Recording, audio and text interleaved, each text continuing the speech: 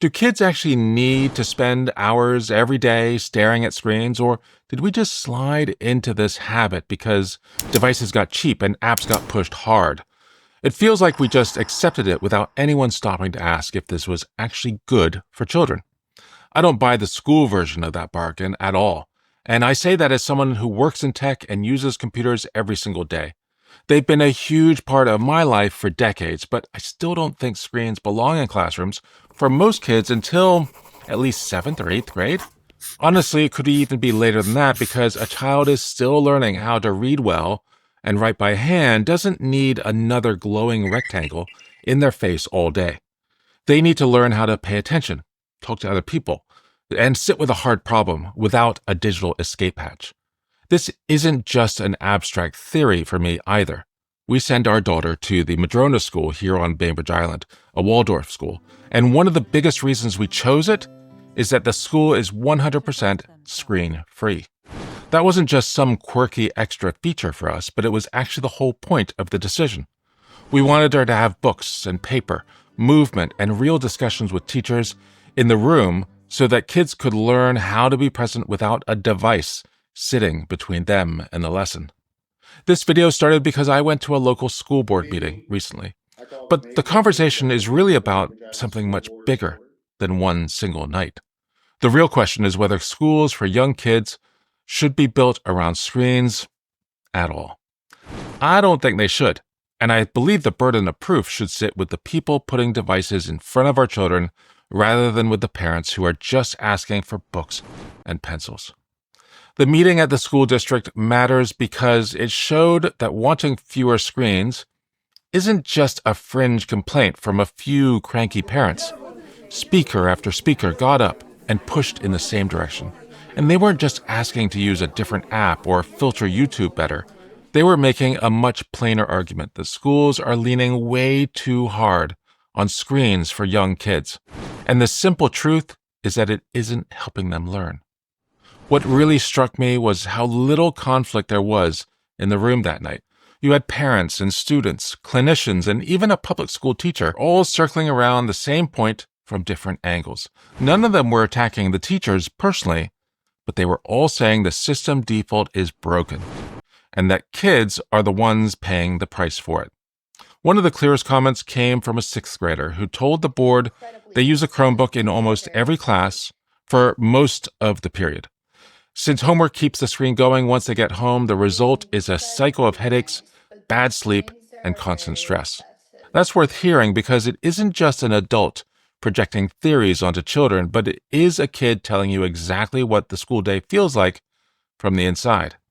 Then there was an anonymous letter from a paraeducator that was read into the record. And this part will sound familiar to anyone who has watched students on school laptops. The kids weren't just drifting off to play games, but they were bouncing to celebrity sites and shopping or hiding behind fake school-looking work. The screen looks busy from 10 feet away, so it passes for work, but the actual lesson has already slipped out the side door. Parents also gave examples that might sound small until you start to stack them all together. One mom described a 6-year-old trying to navigate QR codes and proprietary apps, which turned valuable class time into device setup instead of actual learning. Another parent talked about YouTube being used as a filler, including a Mark Rober video that a teacher hadn't even previewed first. Now, I really like Mark Rober, but this specific video was about helping a nephew get a date and wasn't exactly right for the 3rd grade classroom it was being shown in. Once the screen becomes the default, you don't just get a digital worksheet, but you get setup friction and passive viewing that burns time teachers should be using to actually teach. I don't see that meeting as the whole story, but I do see it as a major proof point. A lot of normal parents and school staff looked at what's happening and said the same thing out loud, which is that we have too much technology too early, and nobody should pretend that's a wild position to take. I feel so strongly about this because I used to be the one selling the old story. From 1999 to 2002, I worked in education marketing at Microsoft. And our pitch back then was incredibly simple.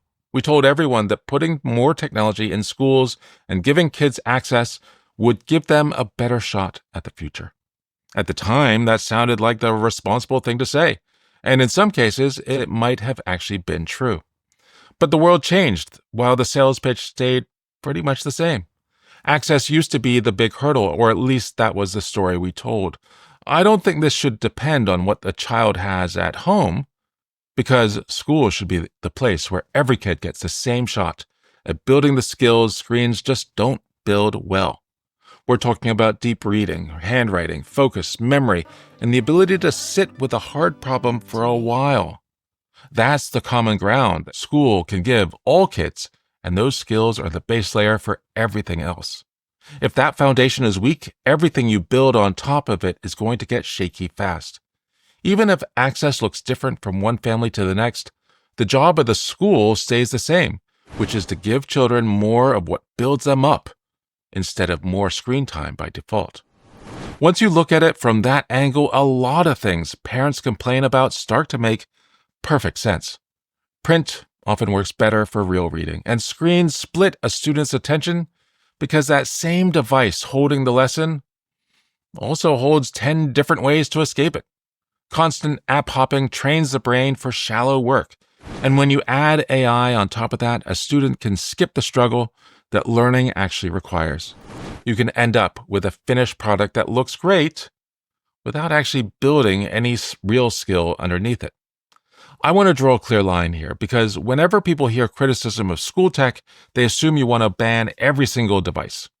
That's not the case at all because assistive tech really matters, and some older students definitely need digital tools for specific classes.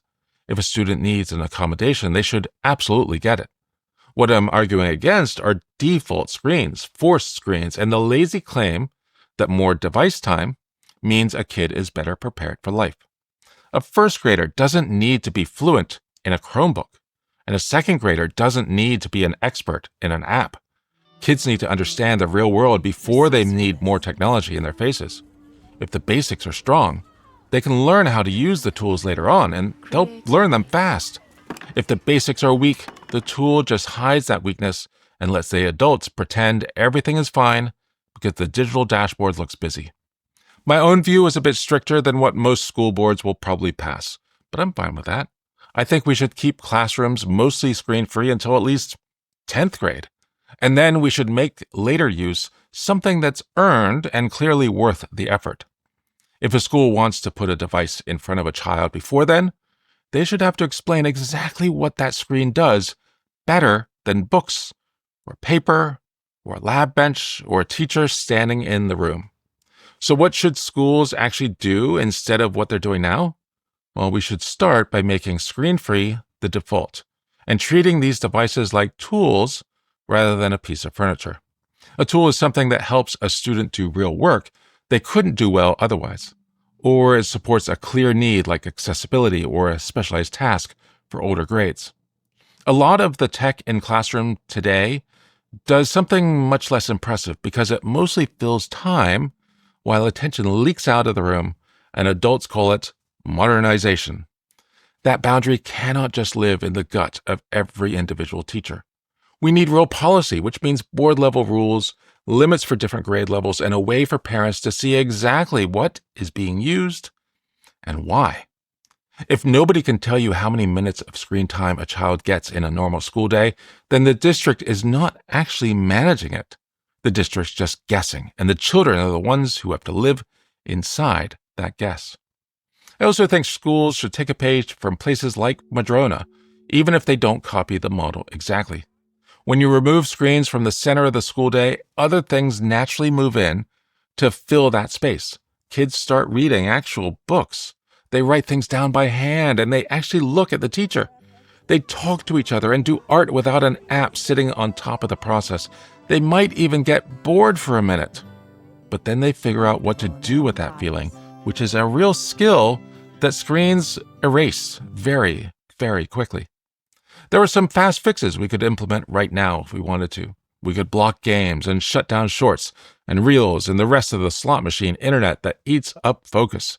We should lock down YouTube unless a teacher has a vetted reason to use one specific video for a lesson. Schools should track actual screen minutes instead of just device logins, and they should publish a list of approved apps along with the reason each one is there. We need to give families a low screen option instead of making them fight the system lesson by lesson. I'd also put some of this responsibility back on the system itself, rather than on individual teachers who are just trying to survive the week. We should ask teachers what wastes their time, what actually helps them, and what can disappear without harming the learning process. It needs to be easier to teach with the laptop closed. And since many teachers already know what is dead weight, they just need permission to let it go. Parents need a way to back them up when they choose the lower tech path for their students. Every school district should ask one blunt question: what problem did this device solve, and what new problems did it create? If the answer is mostly about administrative convenience or data collection, that's a bad trade for everyone involved. It's especially bad when the real cost of that convenience is being paid with a child's attention span. So here's where I'm standing on this. Kids just don't need to be staring at screens for most of their school day. And we really need to stop schools from treating these devices like they're the only way learning can happen. We should use them rarely, use them with a very specific purpose. And honestly, we should probably start using them much later than we currently do. The BISD meeting was a big deal because it proved that a lot of parents are already on board with this idea. And the Madrona School is important to me because it shows a different model is actually working right now.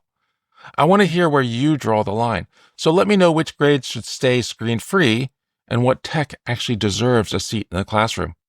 In the next video, I promise, I really do promise, that I'll get back to my usual deep dives into Olama and N8N and all the other tools that I'm excited about and that you subscribe to for. Thanks so much for watching, and goodbye.